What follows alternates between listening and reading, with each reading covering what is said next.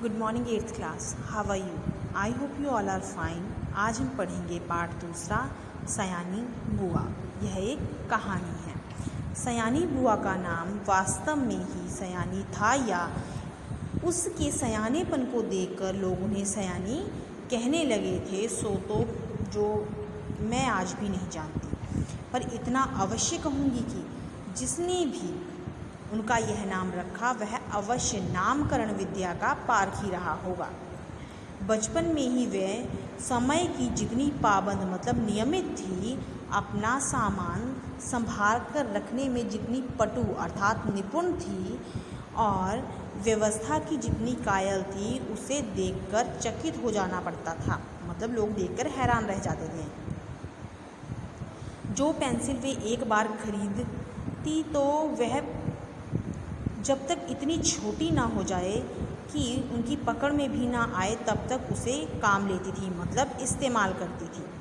जो रबड़ उन्होंने चौथी कक्षा में खरीदी थी, उसे 9वीं कक्षा में आकर मतलब 9th क्लास में आकर समाप्त किया था। समाप्त करना बेटा होता है ख़त्म करना। उम्र के साथ साथ उनकी आवश्यकता से भी अधिक चतुराई भी प्रौढ़ता धारण करती गई और फिर जो बुआ जी के जीवन में इतनी अधिक घुल मिल गई कि उसे अलग करके बुआ जी की कल्पना भी नहीं की जा सकती। उनकी एक एक बात पिताजी हम लोगों के सामने उदाहरण के रूप में सुनाया करते थे।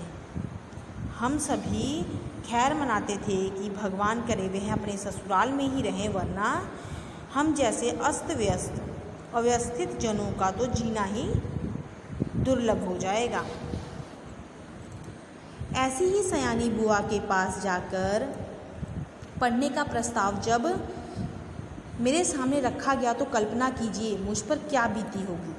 मैंने साफ इनकार कर दिया, मुझे आगे पढ़ना ही नहीं है। पर पिताजी मेरी पढ़ाई के विषय में इतने सतर्क अर्थात सावधान थे कि उन्होंने समझा बुझाकर डांट कर प्यार दुलार से मुझे राज़ी कर लिया। राज़ी करना होता है बेटा मना लिया। और भगवान का गुहारते गुहारते मैंने घर से विदा ली। गुहारते मतलब घर, भगवान का नाम लेते लेते मैं घर से निकली और बुआ जी के घर या उनके पास पहुंची। इसमें कोई संदेह नहीं कि बुआ जी ने बड़ा स्वागत किया। वह बचपन से उनकी जो ख्याति थी, सुनते सुनते उनके जिस रौद्र मतलब भयंकर या फिर आप लोग बोल सकते हो भयानक रूप ने मन में अभिभूत कर रखा था या मन में बसा रखा था, उसमें उनका वह प्यार कहाँ तिरोहित हो गया मतलब लुप्त हो गया, मैं जान ही नहीं पाई। हाँ, बुआ जी के पति जिन्हें हम भाई साहब कहते थे, बहुत ही अच्छे स्वभाव के व्यक्ति थे और सबसे अच्छा कोई उस घर में था तो वह 5 साल की उनकी पुत्री थी अनु। पर मैंने देखा कि परिवार के सभी लोगों पर एक विचित्र आतंक यानी डर सा छाया हुआ है। सब पर मानो बुआ जी का व्यक्तित्व हावी है, मतलब बुआ जी की छवि ही दिखाई देती है। सारा काम वहाँ इतनी व्यवस्था से होता था जैसे सब मशीन हो, मतलब मशीन की तरह सभी रहते थे, जो कायदे से बंधी बिना रुकावट के काम करती रहती है अपना। ठीक 5 बजे सब लोग उठ जाते थे, फिर 1 घंटा बाहर मैदान में टहलना होता था। उसके बाद चाय दूध होता था। इसके बाद अनु को पढ़ने के लिए बैठना पड़ता था। भाई साहब भी तब अखबार तथा अपने ऑफिस की फाइलें देख लिया करते थे। 9 बजे ही नहाना शुरू हो जाता था। जो कपड़े बुआ जी निकाल कर देती थी सभी वही कपड़े पहनते थे। फिर कायदे से आकर मेज पर बैठ जाओ और खाकर काम पर जाओ। कायदे मतलब नियम से। घर के इस नीरस और यंत्र चलित कार्यक्रम में अपने आप को फिट करने में मुझे जितना कष्ट उठाना पड़ा और कितना अपने आप को काटना छाटना पड़ा, यह मेरा अंतर्यामी ही जानता है। मतलब जो उनका जो घर का माहौल था उसमें खुद को व्यवस्थित करने में लेखिका को जो कुछ करना पड़ा वो सिर्फ उनका ईश्वर अंतर्यामी अर्थात ईश्वर ही जानता है। सबसे अधिक तरस आता था अनु पर। वह इस नन्ही सी उम्र में ही प्रौढ़ हो गई थी, मतलब बड़ी हो गई थी। ना बच्चों का सा उल्लास, ना कोई चहचहाट, एक अज्ञात भय से घिरी रहती थी। मतलब जो अनु थी छोटी सी बच्ची थी, पर उसका व्यवहार ऐसा बड़ों जैसा था।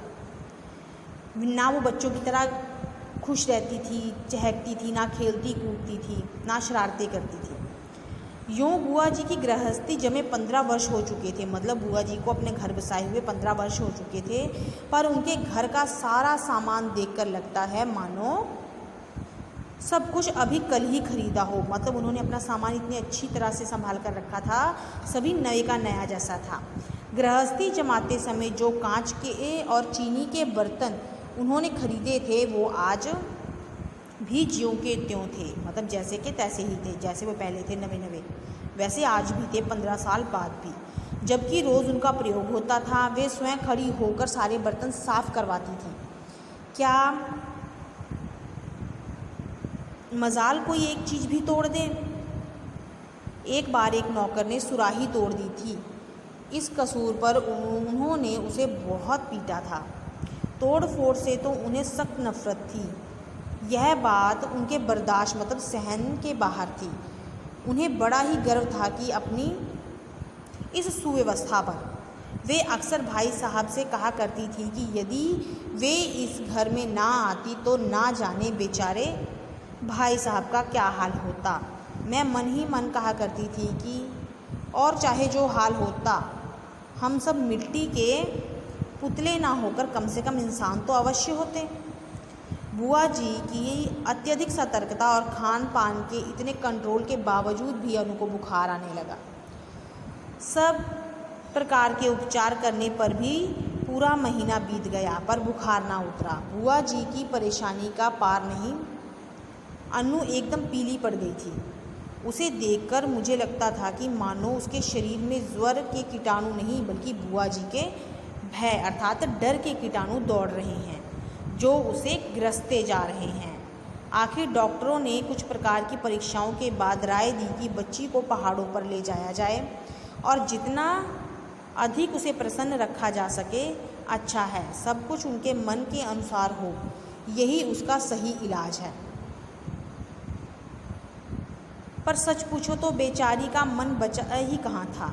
भाई साहब के सामने एक विकट समस्या थी। बुआ जी के रहते यह संभव नहीं था, क्योंकि अनजाने ही उनकी इच्छा के सामने वे प्रमुख बन बैठती थी। भाई साहब ने शायद सारी बात डॉक्टर के सामने रख दी थी। तभी डॉक्टर ने कहा कि माँ का साथ रहना ठीक नहीं होगा।